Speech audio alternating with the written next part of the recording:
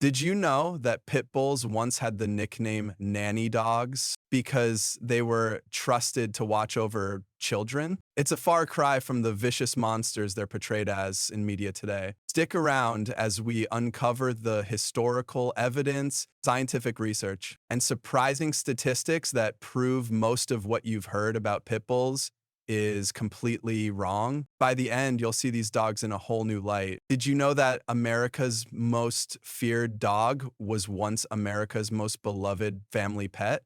It's true. In the early 1900s, pit bulls were actually considered ideal family companions. They were so trusted with children that they earned the nickname nanny dogs in many households across America. Look at photos from the early 20th century and you'll find pit bulls in family portraits, on military posters, and even as the mascot for the American war effort. The famous Sergeant Stubby was a pit bull who served in World War I, saving his regiment from gas attacks and becoming the most decorated war dog in US history. These dogs weren't feared. They were celebrated national heroes. But what changed? How did we go from trusting pit bulls with our children to banning them from entire cities? The transformation began in the 1970s, accelerated in the 1980s. During this time, dogfighting, though illegal, gained underground popularity in some communities. Pit bulls, with their muscular build and eager to please nature, became the preferred breed for this cruel activity.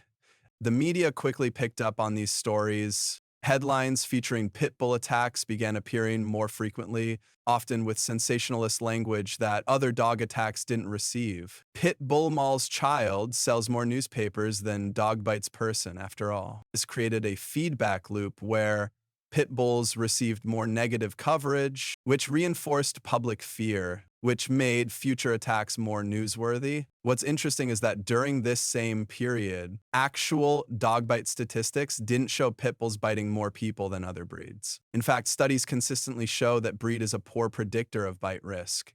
But you wouldn't know that from watching the news. By the 1990s, pit bulls had become associated with criminal activity in the public mind. Movies, TV shows, and music videos often portrayed them as accessories to criminal lifestyles. This association wasn't just unfair to the dogs, it also carried racist and classist undertones about who owned these dogs. The contrast between historical images and modern perceptions is striking.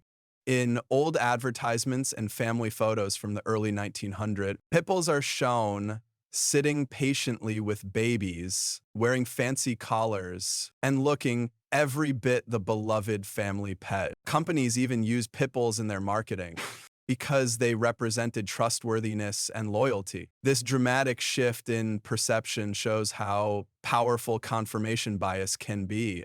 Once we decide something is dangerous, we tend to only notice and remember the things that confirm our fears. Every pit bull attack makes national news, while attacks by other breeds might only make the local paper. This selective attention reinforces the belief that pit bulls are especially dangerous, even when the statistics tell a different story. And those statistics are truly eye-opening. According to the American Temperament Test Society, which has tested over 30,000 dogs, pit bulls pass temperament tests at a rate of 87.4%. That's better than many popular family breeds, including Chihuahuas, Dachshunds, and even Golden Retrievers in some studies. These tests examine how dogs react to strangers, usual situations, and potential threats, exactly the scenarios people worry about. This doesn't mean every pit bull is perfect. No breed is. But it does mean that aggression is not a natural trait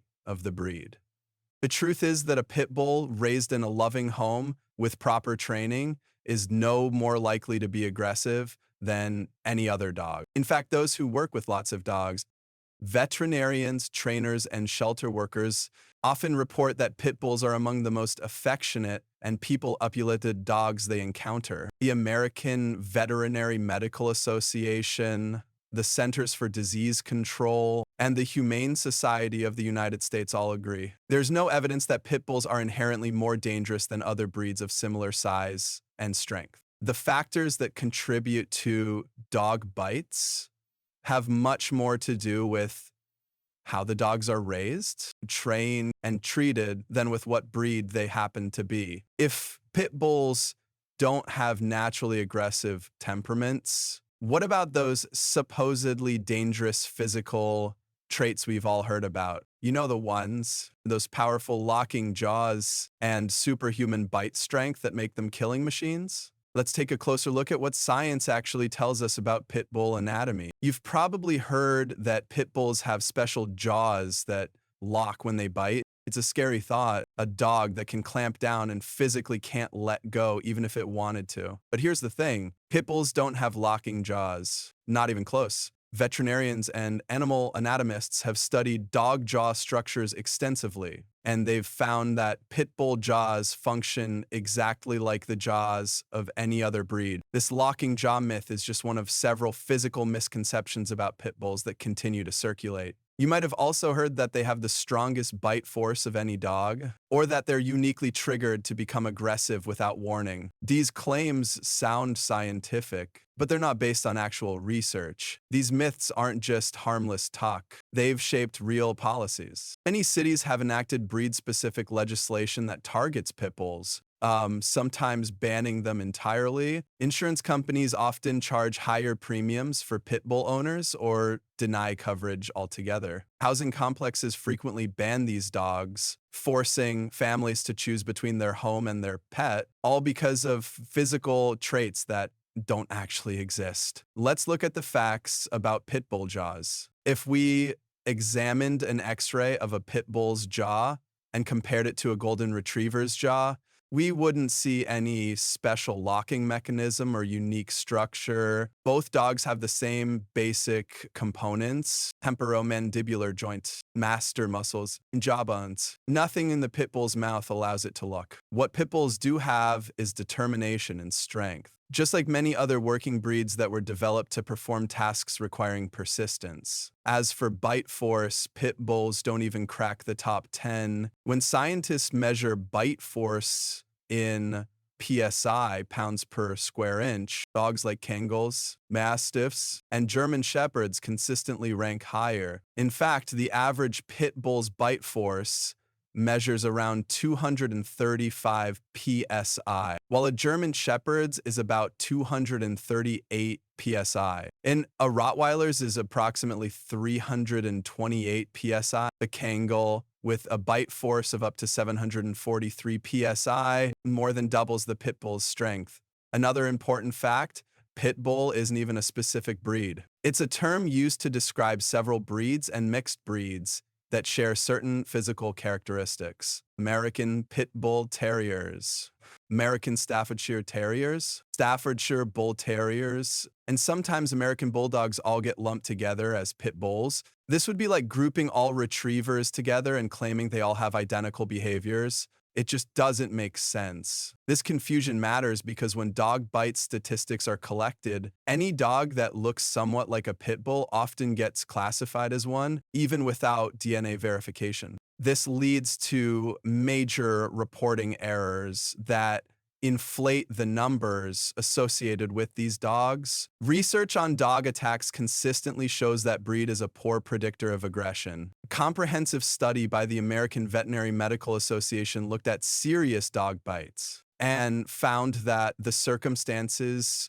surrounding the bite were much more important than the breed involved. The factors that actually do predict aggressive behavior include whether the dog is spayed or neutered, whether the dog is isolated from regular human interaction, the dog's individual history of socialization and training, the behavior of the dog's owner, whether the dog is kept on a chain or tether. In a 2013 study of over 250 dog bite fatalities, researchers found that 84% of cases involved dogs that were not spayed or neutered. 76% involved dogs that were isolated from regular family interaction. And 37% involved owners with histories of prior irresponsible dog ownership. The breed of the dog was far less significant than these environmental and care factors. The science is clear: the best predictor of a dog's behavior isn't its breed, but how it's raised and treated. A 2008 study in the Journal of Veterinary Behavior found that owner behavior was significantly associated with dog aggression and fear.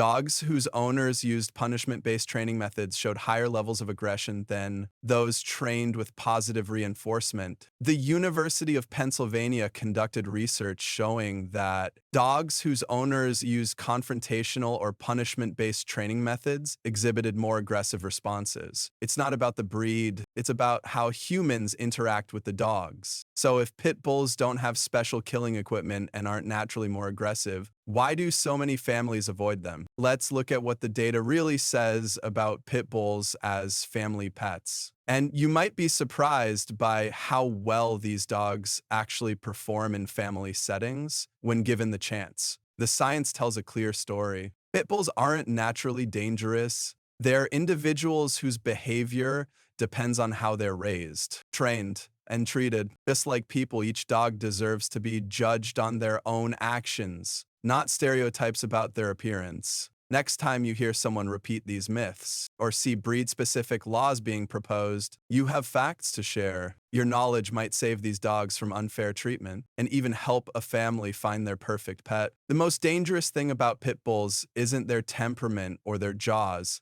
It's how quickly we believe myths without questioning what's actually true.